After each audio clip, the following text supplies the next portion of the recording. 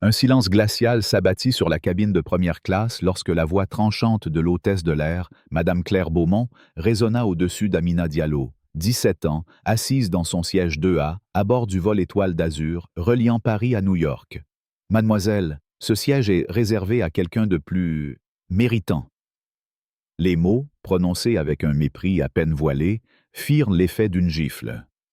Les regards des autres passagers, jusqu'alors absorbés par leurs magazines ou leurs écrans, se tournèrent vers Amina, dont le cœur battait à tout rompre.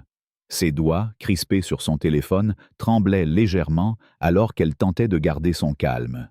Elle n'était pas étrangère aux regards inquisiteurs ou aux insinuations subtiles dans les espaces de privilège où sa peau brune semblait toujours devoir justifier sa présence. Mais cette fois, l'attaque était directe, brutale, presque théâtrale.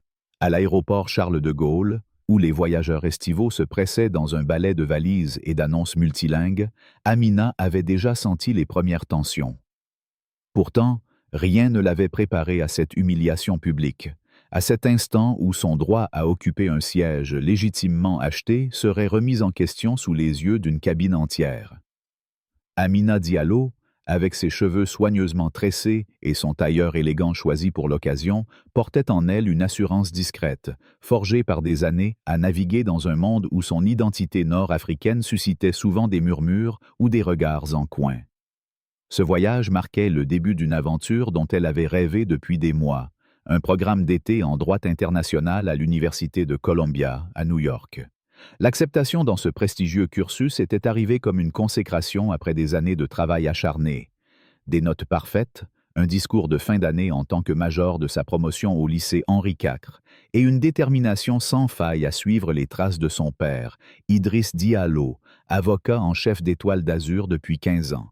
Le billet de première classe, un cadeau inattendu de son père pour célébrer son succès, représentait plus qu'un simple luxe, c'était un symbole. « Tu mérites de voyager comme une reine », lui avait-il dit ce matin-là, en lui tendant le précieux sésame dans leur appartement parisien du 16e arrondissement. Ce n'est pas seulement un billet, Amina. C'est une reconnaissance de tout ce que tu as accompli. Idriss, un homme imposant à la voix grave et au regard perçant, avait gravi les échelons dans un milieu où les avocats d'origine maghrébine étaient rares. Chaque privilège qu'il obtenait, il le mettait au service de sa fille unique pour qu'elle n'ait jamais à douter de sa place dans le monde. Mais à l'enregistrement, les premières fissures dans cette assurance étaient apparues. À l'immense comptoir d'Étoile d'Azur, une agente blonde, dont le badge indiquait « Sophie », avait scruté son billet et son passeport avec une suspicion mal dissimulée. « Première classe » avait-elle demandé, ses sourcils arqués transformant la question en accusation. Amina, habituée à ce genre d'interrogatoire, avait répondu poliment, un sourire crispé aux lèvres. « Oui, c'est exact. » Sophie avait alors réclamé une seconde pièce d'identité, bien que le passeport d'Amina reposât déjà sur le comptoir. Sans un mot, Amina avait sorti sa carte d'étudiante, sentant le regard de l'agente peser sur elle comme si elle cherchait une faille. « Et qui a payé ce billet ?» avait continué Sophie, son ton oscillant entre curiosité et défi. « Mon père » avait répondu Amina, retenant l'envie de préciser que ce n'était pas ses affaires. L'échange avait pris une tournure presque surréaliste lorsque Sophie, après un murmure de sa collègue, avait subitement changé d'attitude. « Oh, je vois. Diallo? Comme Idriss Diallo ?» Le nom de son père, prononcé avec une soudaine déférence, avait transformé l'hostilité en empressement. « Bien sûr, mademoiselle Diallo, nous sommes ravis de vous accueillir. » Le changement était si brutal qu'il en était presque comique, mais Amina n'avait pas ri. Elle avait récupéré son boarding pass et s'était dirigée vers le salon VIP, consciente des murmures dans son dos. Elle aurait pu dire tout de suite qu'elle était la fille de Diallo, avait sifflé Sophie à sa collègue. Dans le salon exclusif d'Étoile d'Azur, Amina s'était installée dans un fauteuil en cuir, essayant de se détendre malgré les regards curieux des autres voyageurs, majoritairement des hommes d'affaires blancs en costumes impeccables. Elle était la seule adolescente, et encore plus la seule personne de couleur, dans cet espace feutré où le champagne coulait à flots et où les plateaux de macarons circulaient en silence. Elle avait envoyé un texto à son père. Enregistrement compliqué. Les questions habituelles sur ma place en première classe. Ils ont changé d'attitude en entendant ton nom. La réponse d'Idriss avait été immédiate. Je suis désolé, ma chérie. Tu as géré ça avec élégance, comme toujours. Tu mérites d'être partout où tu choisis d'aller. Bon vol, appelle-moi à l'atterrissage. Amina avait rangé son téléphone, tentant de savourer un jus d'orange pressé. Mais le poids des regards la suivait. Une vie entière à être la fille d'Idriss Diallo lui avait appris que la richesse et le statut ne la protégeaient pas totalement des préjugés. Il ne faisait que les déguiser sous des formes plus subtiles. L'appel à l'embarquement l'avait tiré de ses pensées. À la porte, une hôtesse d'une quarantaine d'années, prénommée Claire Beaumont, avait pris son boarding pass avec un sourire mécanique qui s'était effacé en la voyant. « Première classe ?» avait-elle demandé, son ton presque identique à celui de Sophie. Amina avait hoché la tête, tendant son passeport par réflexe. Claire avait examiné le document avec une lenteur exagérée, comme si elle cherchait une erreur. « C'est bien vous ?» avait-elle insisté, bien que la photo soit clairement identifiable. Amina, sentant l'irritation monter, avait répondu calmement. « Oui, c'est moi. » Claire avait alors fait signe à un collègue, un homme nommé Paul, et ils avaient échangé des chuchotements en jetant des regards furtifs dans sa direction. Les autres passagers, impatients, commençaient à s'agiter derrière elle. Une femme d'une trentaine d'années, élégante avec des lunettes à monture fine, s'était avancée. « Y a-t-il un problème? Certains d'entre nous ont des correspondances à prendre. » Son ton teinté d'impatience parisienne avait semblé déstabiliser Claire, qui avait finalement scanné le boarding pass d'Amina avec un « bon vol, mademoiselle Diallo » prononcé du bout des lèvres. Une fois installée dans la cabine de première classe, Amina avait poussé un soupir de soulagement. Le siège était spacieux, les coussins moelleux, et un plateau de bienvenue avec du champagne et des amuse-bouches l'attendait. Elle avait pris un selfie rapide pour ses amis, qui suivaient de son aventure new-yorkaise avec enthousiasme. Mais alors que les autres passagers s'installaient, elle avait remarqué les regards des hôtesses, qui chuchotaient en la désignant discrètement. Une jeune hôtesse, Léa, semblait mal à l'aise, évitant le regard d'Amina tout en jetant des coups d'œil nerveux à ses collègues. Lorsque Amina avait levé la main pour demander un verre d'eau, une autre hôtesse, prénommée Élodie, l'avait ostensiblement ignorée, s'occupant immédiatement du passager de derrière, un homme d'affaires en costume gris. Le message était clair. Malgré son billet, Amina n'était pas considérée comme digne du même service que les autres. Le dernier passager à embarquer en première classe était un homme d'une soixantaine d'années, vêtu d'un costume sur mesure, les cheveux grisonnants soigneusement coiffés. Jacques Moreau, comme l'appelaient les hôtesses avec une déférence exagérée, semblait agité, discutant à voix basse avec Claire près de la porte du cockpit. Ses regards insistants en direction d'Amina étaient froids, presque hostiles. Elle avait entendu des bribes de leur conversation. Membre diamant, 30 ans de fidélité, attentes spécifiques. L'instinct d'Amina, aiguisé par des années à naviguer dans des espaces majoritairement blancs, lui soufflait que la tranquillité qu'elle avait espérée pour ce vol serait de courte durée. L'avion avait à peine atteint son altitude de croisière lorsque Claire Beaumont s'était dirigée vers le siège d'Amina, son sourire figé ne masquant pas l'autorité dans sa voix.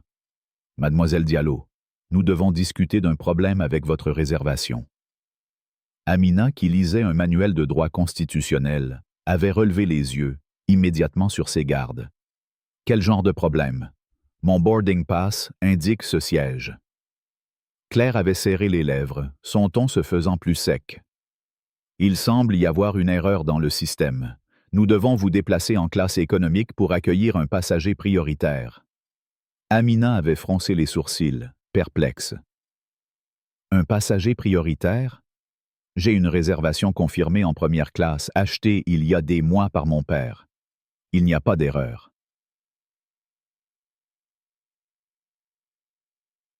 Les regards des autres passagers s'étaient intensifiés, certains curieux, d'autres gênés. Claire, visiblement irritée par la résistance d'Amina, avait baissé la voix, mais ses mots ne restaient audibles.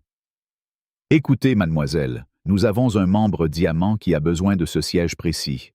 Vous comprenez sûrement que certains passagers sont plus précieux pour la compagnie. » L'insinuation était claire, brutale, et Amina sentit une colère sourde monter en elle. Elle avait sorti son téléphone, sa voix restant ferme malgré la chaleur qui lui montait aux joues. « Je vais enregistrer cette conversation pour ma protection, vu que vous me demandez d'abandonner un siège que j'ai légalement acheté. » Claire avait réagi immédiatement, son ton devenant cassant. « Enregistrer est contraire à la politique de la compagnie. Vous pouvez vous déplacer volontairement en classe économique, ou nous serons obligés de vous faire descendre de l'avion. » À cet instant, Jacques Moreau s'était levé, sa voix forte et autoritaire interrompant la conversation. « Quel est ce retard? J'ai clairement indiqué que j'avais besoin du siège 2A pour ce vol. Je suis membre Diamant depuis 20 ans et je n'ai pas l'habitude d'être traité ainsi. » Son regard, chargé de mépris, s'était posé sur Amina. Cette jeune fille ne semble pas comprendre comment fonctionnent les choses. Amina, sentant les larmes lui monter aux yeux malgré sa détermination, avait tenu bon. « Je ne bouge pas sauf si vous me montrez une preuve écrite de cette prétendue erreur de système. » La tension était palpable, et la cabine entière semblait retenir son souffle. C'est alors qu'une voix s'était élevée depuis l'autre côté de l'allée. « Excusez-moi » avait dit la femme aux lunettes fines, celle qui s'était impatientée à la porte d'embarquement. Elle tenait son téléphone, visiblement en train d'enregistrer. « Êtes-vous en train de lui demander de quitter son siège uniquement parce qu'un autre passager le veut, ou y a-t-il réellement une erreur ?» Claire lui avait lancé un regard noir. « Cela ne vous concerne pas, madame. » Mais la femme qui s'était présentée comme Camille Dubois, journaliste indépendante, n'avait pas cédé. « Je pense que cela nous concerne tous quand une passagère payante est harcelée. » Son ton, calme mais ferme, avait fait vaciller l'assurance de Claire. Amina, sentant le poids du moment, avait sorti son téléphone et composé le numéro de son père, mettant l'appel sur haut-parleur. « Papa !» avait-elle dit, luttant pour garder sa voix stable. « Ils essaient de me faire quitter mon siège pour un passager blanc et menacent d'appeler la police si je refuse. » Les mots, prononcés à voix haute, avaient transformé la cabine en un théâtre de silence tendu. Les autres passagers échangeaient des regards, certains choqués, d'autres mal à l'aise. Camille continuait d'enregistrer, tandis que Léa, la jeune hôtesse, baissait les yeux, visiblement troublée. Sur le haut-parleur, la voix grave d'Idriss Diallo avait résonné, calme mais d'une autorité incontestable. « Amina, reste calme et garde l'appel sur haut-parleur. Qui exactement vous demande de quitter votre siège ?» Claire avait tenté d'intervenir, s'approchant du téléphone. « Monsieur, c'est une affaire privée qui doit être gérée. » Mais Idriss l'avait coupé net. « Ici, Idriss Diallo, avocat en chef d'Étoile d'Azur. Vous êtes ?» Le visage de Claire s'était décomposé, et un murmure avait parcouru la cabine. « Claire Beaumont, chef de cabine pour le vol Nil 247, » avait-elle répondu, sa voix tremblante. Idriss avait continué, son ton dangereusement posé. « Peut-être pourriez-vous m'expliquer pourquoi ma fille est priée de céder un siège que j'ai personnellement acheté pour elle. » Claire, désormais sur la défensive, avait bafouillé. « Il s'agit d'une erreur système, monsieur. Nous essayons simplement d'accommoder tous nos passagers premium. » « Une erreur système ?»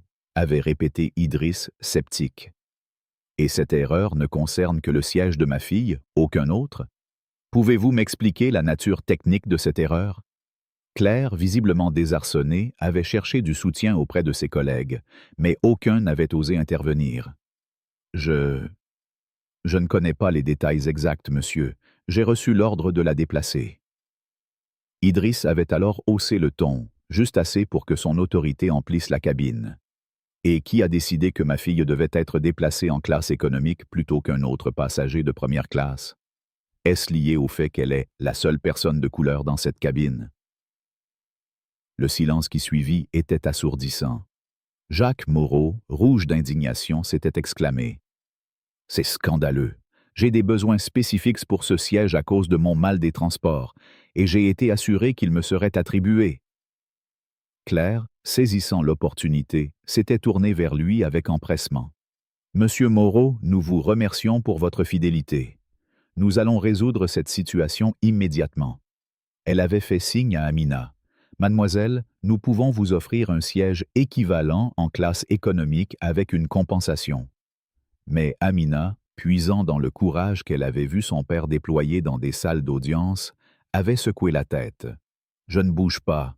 Vous n'avez aucun motif valable pour me déplacer, sauf pour donner mon siège à un passager blanc que vous jugez plus important. Les mots, prononcés avec une clarté tremblante, avaient fait mouche.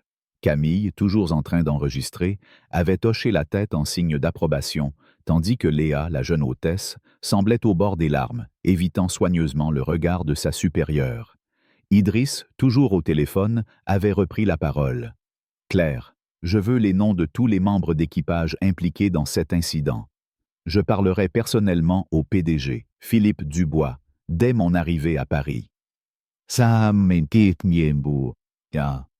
La transformation dans l'attitude de Claire fut immédiate. « Bien sûr, monsieur Diallo, il s'agit d'un malentendu. Mademoiselle Diallo peut bien entendu rester à sa place. » Elle s'était tournée vers Jacques Moreau, l'entraînant vers un autre siège à l'avant de la cabine. « Monsieur, permettez-moi de vous offrir une suite premium avec plus d'espace et un siège totalement inclinable. » Moreau, bien que visiblement contrarié, avait accepté à contre-cœur, marmonnant quelque chose à propos de principe. Amina, le cœur encore battant, avait raccroché après avoir assuré à son père qu'elle était en sécurité. Camille s'était approchée, son téléphone toujours en main. « Je m'appelle Camille Dubois. Je suis journaliste. J'ai tout filmé. Si vous en avez besoin, cette vidéo est à vous. Ce qu'ils ont fait est inacceptable. » Amina, touchée par ce soutien inattendu, avait murmuré un « merci ». Mais alors que l'avion poursuivait son vol, elle ne pouvait se défaire du sentiment que cette confrontation n'était que le début d'une bataille bien plus vaste. Les hôtesses, désormais exagérément attentionnées, passaient régulièrement pour offrir à Amina des boissons, des coussins ou des excuses maladroites. Léa, en particulier, semblait vouloir dire quelque chose, mais elle se contentait de regards furtifs, comme si elle craignait d'être vue en train de sympathiser. Pendant ce temps, Jacques Moreau, installé dans sa nouvelle suite, passait des appels à voix basse, son expression de plus en plus sombre. Lorsqu'il croisait le regard d'Amina, son hostilité était palpable, un mélange de mépris et de calcul. En se rendant aux toilettes, Amina surprit une conversation entre Claire et un autre membre d'équipage près du galet. « Le bureau de Dubois est déjà au courant, » murmurait Claire. « Ils préparent une déclaration sur notre engagement envers l'égalité, tout en mettant en avant les avantages de notre programme de fidélité. L'équipe des réseaux sociaux est en alerte au cas où ça deviendrait viral. » L'autre employé, Paul, avait ajouté « Et le père de la fille? Il est haut placé, non ?» Claire avait ricané. « Dubois s'en occupe. Diallo a toujours été un problème avec son agenda de diversité. Ça pourrait être l'occasion de le faire tomber. » Amina, le cœur battant, regagna son siège, comprenant que ce qu'elle avait pris pour une résolution n'était qu'une façade. L'équipage ne s'excusait pas. Ils élaboraient une stratégie. Et pire encore, la position de son père, qui l'avait protégé jusqu'à présent, semblait désormais menacée à cause de cet incident. Alors que l'avion entamait sa descente vers JFK, son téléphone vibra avec une série de notifications. En ouvrant Twitter, elle découvrit avec horreur que son nom était en tendance, accompagné de hashtags comme « privilège Diallo » et « arrogance vol ». Une vidéo, soigneusement montée pour la faire passer pour une adolescente agressive, circulait à une vitesse vertigineuse. Les commentaires étaient impitoyables. « Une gamine gâtée qui joue la carte de la race. Elle a menacé l'équipage pour garder un siège qu'elle n'a pas mérité. » Amina sentit une vague de nausée l'envahir. Ce n'était pas seulement une humiliation personnelle. C'était une attaque orchestrée, et elle n'avait aucune idée de l'ampleur qu'elle allait prendre. Alors que l'avion touchait le sol et que les premières camionnettes de télévision apparaissaient à travers le hublot, elle comprit que son voyage de rêve vers Columbia venait de se transformer en un cauchemar bien plus grand qu'elle n'aurait jamais pu imaginer. Le soleil déclinait sur Manhattan, baignant la suite du grand yacht d'une lumière dorée, mais l'atmosphère à l'intérieur était lourde, presque suffocante. Amina Diallo, assise sur un canapé en cuir, fixait l'écran de son téléphone, où les notifications s'accumulaient à une vitesse alarmante. Ce qui avait commencé comme une altercation humiliante à bord d'un vol d'Étoile d'Azur s'était transformé en une tempête médiatique. La vidéo montée par la compagnie aérienne, la dépeignant comme une adolescente arrogante exploitant le statut de son père, faisait le tour des réseaux sociaux. Les hashtags #privilège Diallo et #arrogance vol dominaient les tendances, accompagnés de commentaires venimeux. Une gamine qui croit que tout lui est dû, écrivait un utilisateur anonyme. Elle a menacé l'équipage pour un siège qu'elle n'a même pas payé elle-même, ajoutait un autre. Chaque mot semblait conçu pour éroder sa dignité, pour transformer son refus légitime de céder son siège en une caricature d'entitlement. Amina, les mains tremblantes, luttait pour contenir les larmes qui menaçaient de couler. À seulement 17 ans, elle n'était pas préparée à cette violence numérique, à cette campagne orchestrée qui semblait vouloir la briser. Dans la pièce adjacente, transformée en un véritable quartier général, son père, Idriss Diallo, discutait à voix basse avec son équipe juridique. Idriss, habituellement un roc inébranlable, montrait des signes de fatigue. Ses yeux cernés, sa cravate légèrement desserrée, trahissaient la pression qui pesait sur lui. En tant qu'avocat en chef d'Étoile d'Azur, il avait passé 15 ans à défendre les intérêts de la compagnie, mais cette fois, il se retrouvait de l'autre côté de la barrière, confronté à une machine qu'il connaissait trop bien. Camille Dubois, la journaliste indépendante qui avait enregistré l'incident à bord, était assise à ses côtés, son ordinateur portable ouvert sur une série d'articles et de tweets qu'elle analysait avec une précision méthodique. « Ce n'est pas juste une crise de relations publiques », murmura-t-elle en faisant défiler l'écran. « C'est une campagne professionnelle. Regardez la coordination des messages, les comptes créés récemment, les phrases presque identiques. Quelqu'un a engagé une armée numérique pour vous discréditer. » Amina releva les yeux, sa voix tremblante mais déterminée. « Pourquoi moi? Pourquoi ne pas simplement s'en prendre à mon père directement ?» Camille échangea un regard avec Idriss avant de répondre. « Parce que tu es une cible plus facile, Amina. Une adolescente, une femme, une personne de couleur. Ils savent que les stéréotypes raciaux et les préjugés d'âge jouent en leur faveur pour manipuler l'opinion publique. Mais ils ont sous-estimé une chose, ta force. » Ces mots, prononcés avec une sincérité qui rappelait l'élégance discrète des cafés parisiens où les idées s'échangent avec passion, redonnèrent un peu de courage à Amina. Elle n'était pas seule. Camille, avec son flair journalistique et son engagement pour la vérité, était devenue une alliée inattendue. Et puis il y avait Léa, la jeune hôtesse de l'air qui, après l'incident, avait glissé un message discret à Amina avant l'atterrissage. « Je suis désolé pour ce qui s'est passé. Ce n'est pas juste. Si vous avez besoin de moi, je parlerai. » Léa, avec son accent doux du sud de la France et son regard inquiet, semblait prête à braver les conséquences pour faire ce qui était juste. Mais la bataille ne faisait que commencer. Alors que la nuit tombait sur New York, une nouvelle vague de notifications envahit le téléphone d'Amina. Une alerte bancaire l'informa qu'une tentative d'accès non autorisé à son compte d'épargne universitaire avait été bloquée. Quelques minutes plus tard, un message anonyme apparut sur Instagram. « Nous savons tout sur le procès de ton père contre Transglobal Finance l'an dernier. Recule, ou tout le monde le saura. » Amina sentit son estomac se nouer. Le procès, un litige confidentiel où Idriss avait défendu un employé victime de discrimination raciale, était censé être scellé par un accord de confidentialité. Comment quelqu'un pouvait-il être au courant? Elle montra le message à son père, dont le visage s'assombrit. « Verrouille tous tes comptes immédiatement, » ordonna-t-il. « Ne réponds à rien. Je contacte notre équipe de sécurité. » Idriss s'éloigna pour passer un appel, laissant Amina avec Camille et une nouvelle venue dans leur camp. Claire Beaumont, une avocate renommée spécialisée dans les droits humains, qui avait proposé ses services après avoir vu la vidéo virale de l'incident. Claire, une femme d'une 50aine d'années avec une présence imposante et un accent parisien raffiné, incarnait l'élégance et la détermination d'une génération de juristes français ayant grandi dans l'ombre des grandes luttes pour l'égalité. Ce n'est pas seulement une question de siège. expliqua-t-elle en posant ses lunettes sur la table. Ce que vous avez vécu, Amina, est le symptôme d'un problème bien plus vaste. Étoile d'Azur a des politiques internes qui, sous couvert d'optimisation des revenus, favorisent systématiquement les passagers blancs et aisés. Nous devons prouver que ce n'est pas un incident isolé. Hmm. Camille hocha la tête, ses doigts courant sur son clavier. J'ai creusé un peu. Un ancien employé, Julien Moreau, m'a contacté hier soir.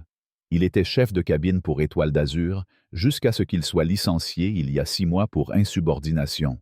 Il affirme avoir des documents internes, des courriels, des manuels de formation, qui montrent comment la compagnie forme son personnel à prioriser certains profils de passagers. Amina fronça les sourcils. Pourquoi a-t-il attendu si longtemps pour parler?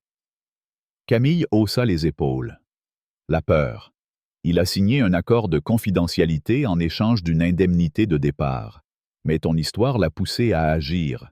Il dit que ce qui t'est arrivé est exactement ce qu'il a vu des dizaines de fois.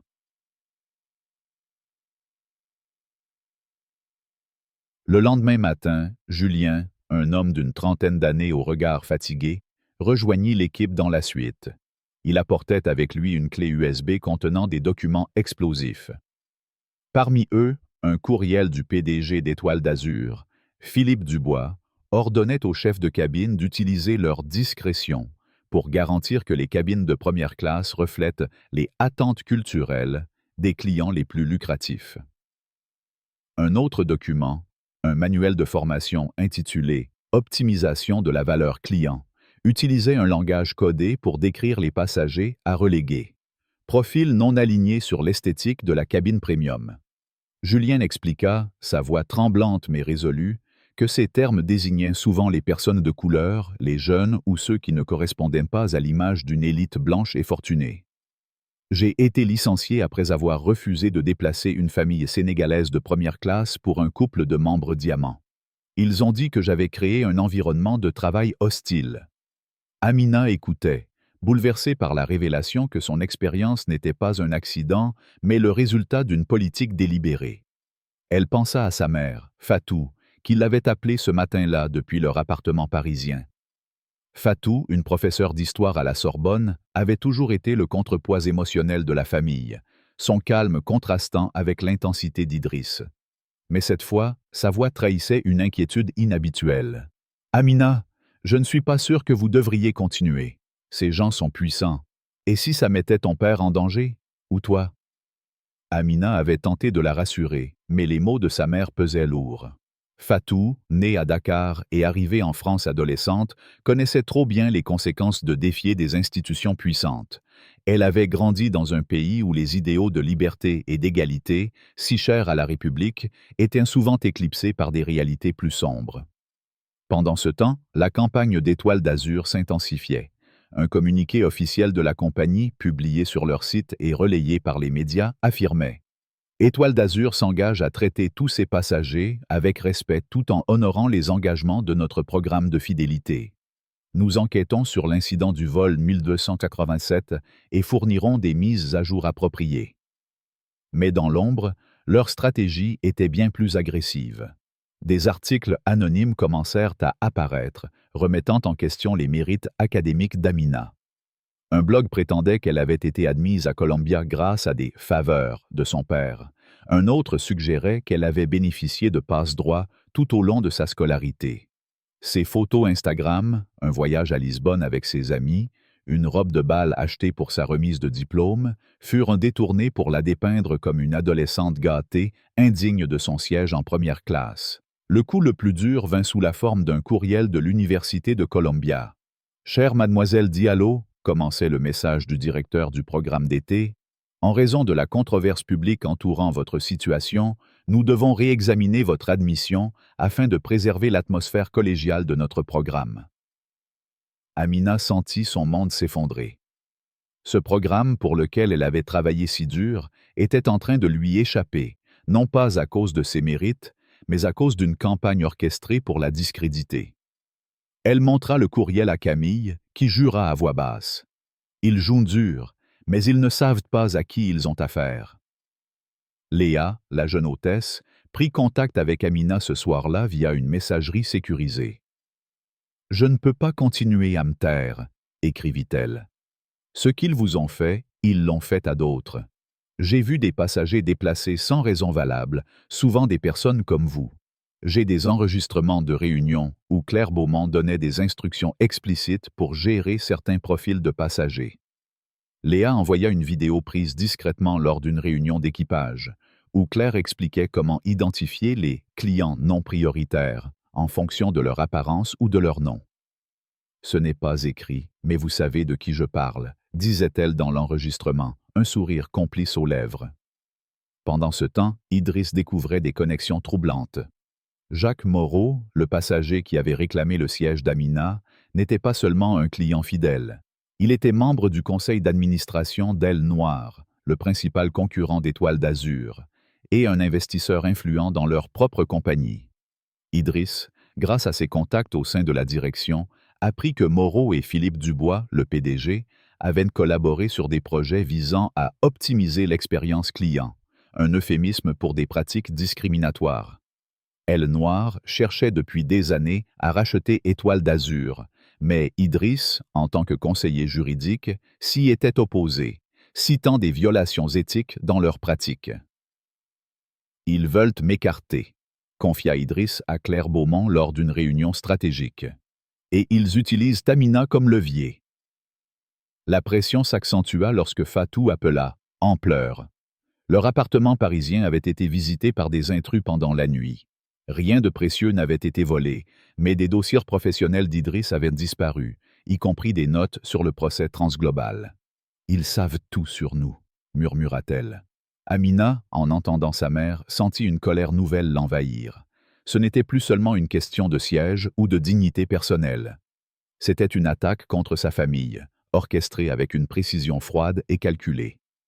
Camille, infatigable, publia la vidéo non éditée de l'incident sur un site d'information indépendant, accompagnée d'un article détaillant les pratiques discriminatoires d'Étoile d'Azur. La vidéo, montrant le ton agressif de Claire Beaumont et l'arrogance de Jacques Moreau, devint virale, contredisant la version officielle de la compagnie. Mais Étoile d'Azur contre-attaqua, publiant un communiqué accusant Amina d'avoir exagéré l'incident pour des raisons personnelles. Ils annoncèrent un « programme de diversité renforcé », une tentative évidente de détourner l'attention. Alors que l'avion atterrissait à JFK, Amina avait reçu un texto de Léa. « Ils savent que j'ai parlé. Ils me surveillent. Soyez prudente. » À cet instant, Amina comprit que ce combat ne se limitait pas à elle ou à sa famille. C'était une lutte contre un système qui, sous couvert de neutralité commerciale, avait institutionnalisé l'injustice. Elle partagea son histoire sur Twitter, accompagnée de la vidéo de Camille. Si vous avez vécu quelque chose de similaire sur Étoile d'Azur ou une autre compagnie, partagez votre histoire. Vous n'êtes pas seul.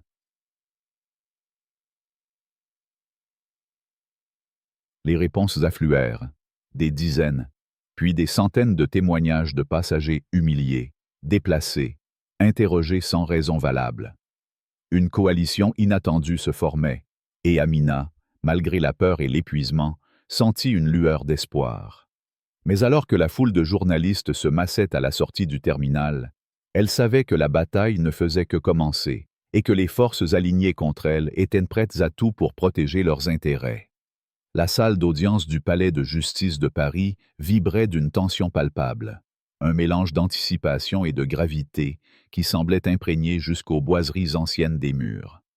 Amina Diallo, assise au premier rang à côté de son père Idriss, sentait le poids des regards, ceux des journalistes entassés dans la galerie, des avocates d'Étoile d'Azur alignés comme une phalange en costumes impeccables, et même celui de la juge, Madame Élodie Fournier, une magistrate respectée pour son impartialité et sa rigueur.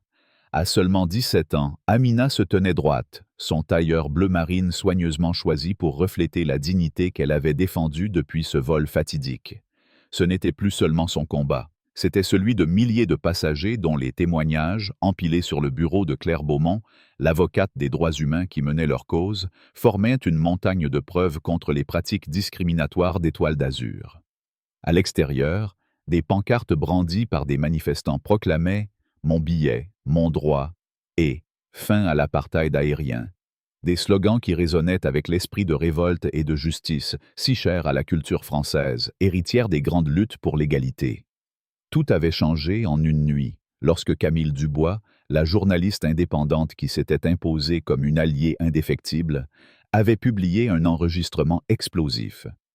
La voix de Philippe Dubois, PDG d'Étoile d'Azur, s'élevait, claire et arrogante, dans une réunion privée où, croyant être à l'abri des oreilles indiscrètes, il utilisait des termes racistes pour qualifier Amina et ses soutiens.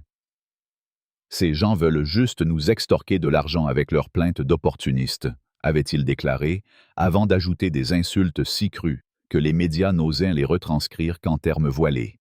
Cet enregistrement, fourni anonymement à Camille par un employé de la compagnie dégoûté par les agissements de ses supérieurs, avait mis le feu aux poudres. Les réseaux sociaux s'étaient enflammés, les hashtags Justice pour Amina et Vérité Étoile supplantant les campagnes de diffamation de la compagnie. Les grandes chaînes françaises, de France 2 à BFM TV, diffusaient l'enregistrement en boucle, tandis que les éditorialistes, dans un élan typiquement français, débattaient avec passion de l'intersection entre capitalisme et discrimination dans les colonnes du Monde et de Libération.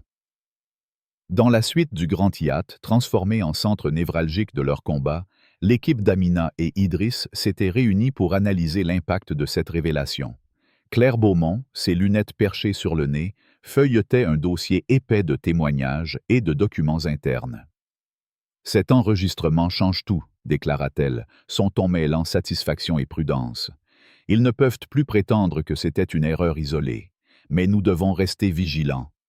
Une bête acculée devient dangereuse. » Idriss, dont la santé s'était fragilisée sous le stress des dernières semaines, acquiesça. Il avait été victime d'un épisode cardiaque bénin, mais suffisant pour effrayer Amina, qui voyait pour la première fois la vulnérabilité de son père, cet homme qu'elle avait toujours cru invincible.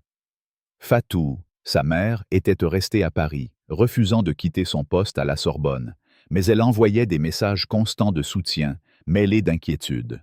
« Vous êtes plus fort qu'eux », avait-elle écrit à Amina la veille. « Mais protège ton père, ma chérie. Il porte le monde sur ses épaules pour toi. » Léa, la jeune hôtesse qui avait risqué sa carrière en fournissant des preuves, était devenue une figure clé de leur coalition. Après avoir partagé des enregistrements de réunions internes où les chefs de cabine recevaient des instructions pour gérer les profils non alignés, elle avait été suspendue par Étoile d'Azur sous prétexte de violation des protocoles. Mais son courage avait inspiré d'autres. Julien, l'ancien chef de cabine licencié, avait lui aussi intensifié son engagement, fournissant des courriels internes où Philippe Dubois et Jacques Moreau, le cadre d'Aile Noire, discutaient d'un alignement démographique des cabines premium pour maximiser le confort des clients prioritaires. Ces documents, combinés à l'enregistrement de Camille, avaient donné à Claire Beaumont les armes nécessaires pour transformer leur plainte individuelle en un recours collectif au nom de tous les passagers discriminés par Étoile d'Azur au cours des 5 dernières années. Lors de l'audience préliminaire, Claire s'était levée avec une assurance qui rappelait les grands avocats parisiens des affaires historiques, comme celle défendue par Gisèle Halimi. « Madame la juge », commença-t-elle, sa voix résonnant dans la salle. « Nous ne sommes pas ici pour une simple dispute de siège. Nous représentons des milliers de personnes dont la dignité a été bafouée par des politiques systémiques d'Étoile d'Azur, conçues pour privilégier une certaine démographie au détriment d'autres, en violation des lois françaises et européennes sur l'égalité d'accès aux services publics. » Elle présenta les preuves, les courriels, les manuels de formation, les témoignages de passagers et d'anciens employés et bien sûr l'enregistrement accablant de Philippe Dubois. Les avocats d'Étoile d'Azur, dirigés par un ténor du barreau parisien, maître Antoine Leclerc, tentèrent de minimiser les accusations. « Ces allégations sont exagérées, Madame la juge », plaida-t-il avec un sourire suave. « Il s'agit d'un malentendu, amplifié par une adolescente en quête d'attention et un père cherchant à tirer profit de sa position.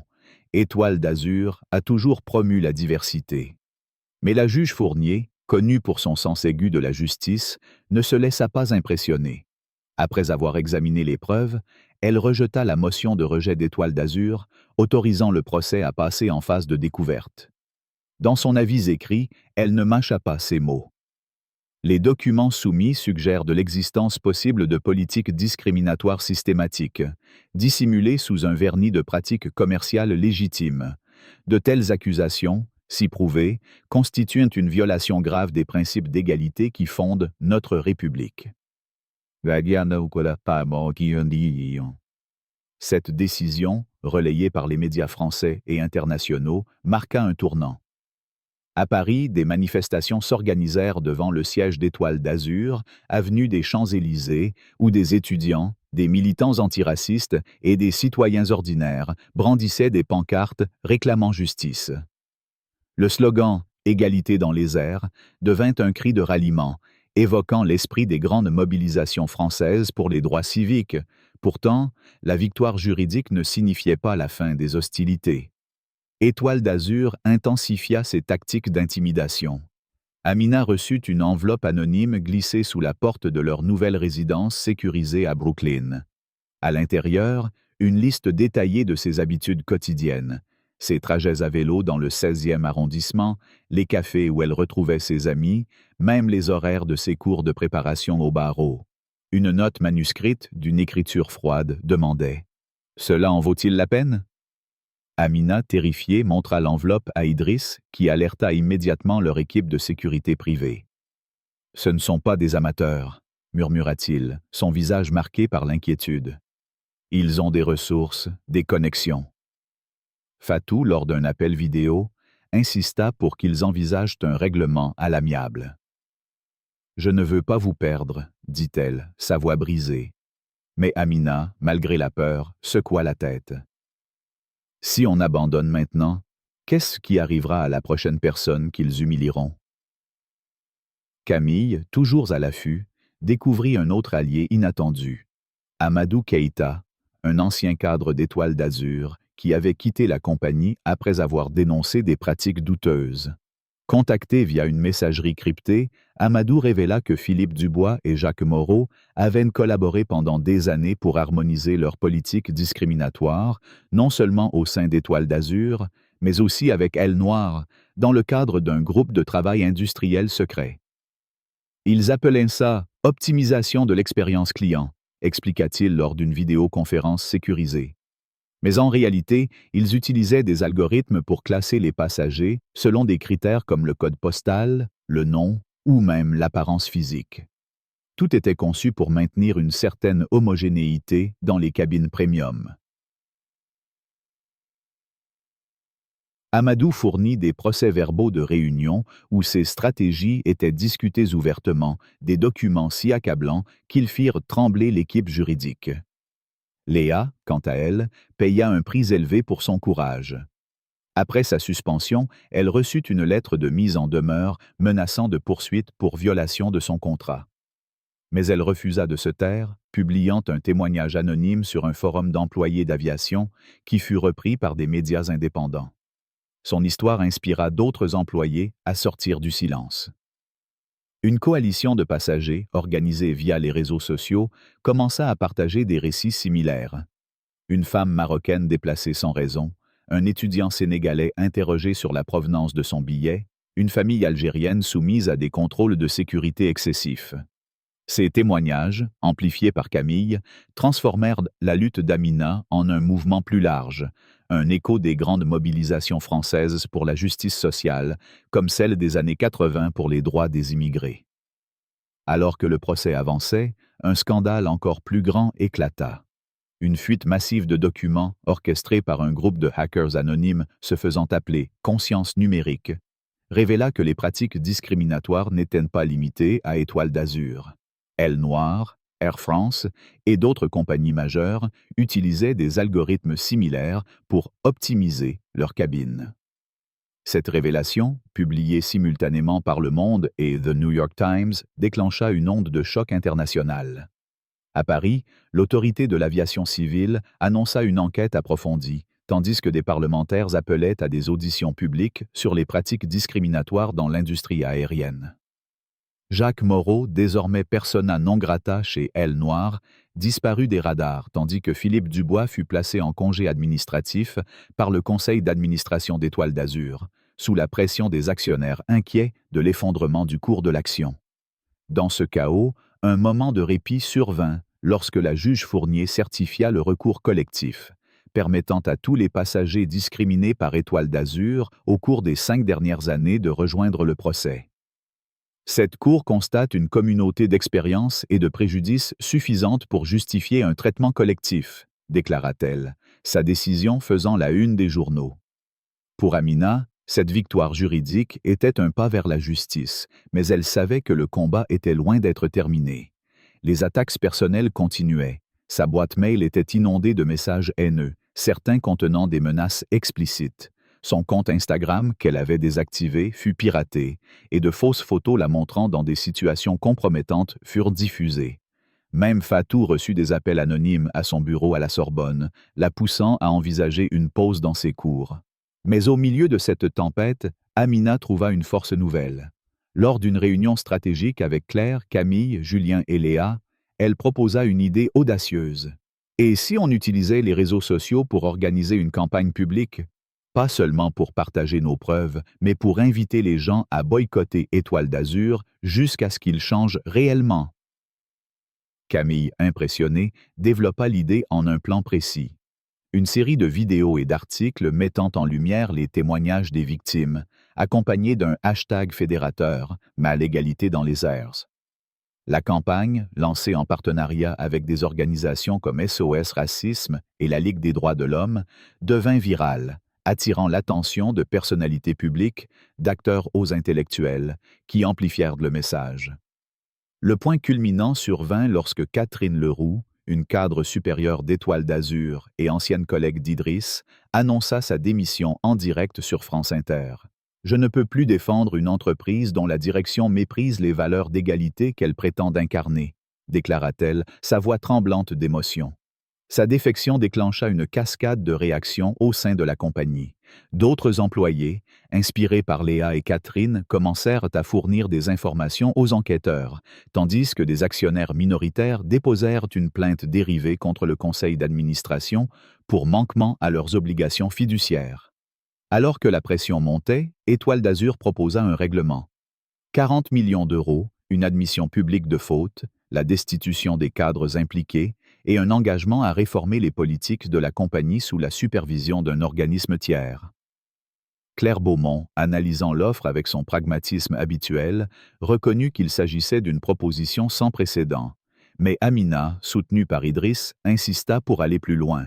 « L'argent ne suffit pas », dit-elle lors d'une réunion tendue. « Nous voulons des changements structurels, une représentation diversifiée au conseil d'administration, des audits réguliers des politiques de service et un conseil des passagers avec un réel pouvoir de contrôle. » Idriss, malgré son épuisement, sourit avec fierté.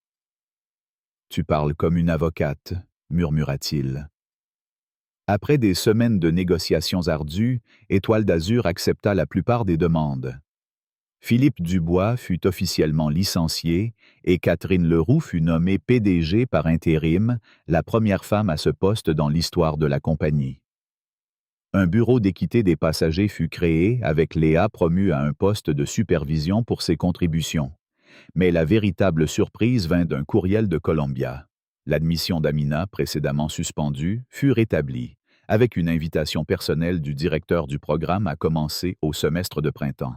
« Votre courage face à l'injustice est une leçon pour nous tous », écrivait-il. Alors que l'automne enveloppait Paris de ses couleurs chaudes, Amina reçut une invitation inattendue.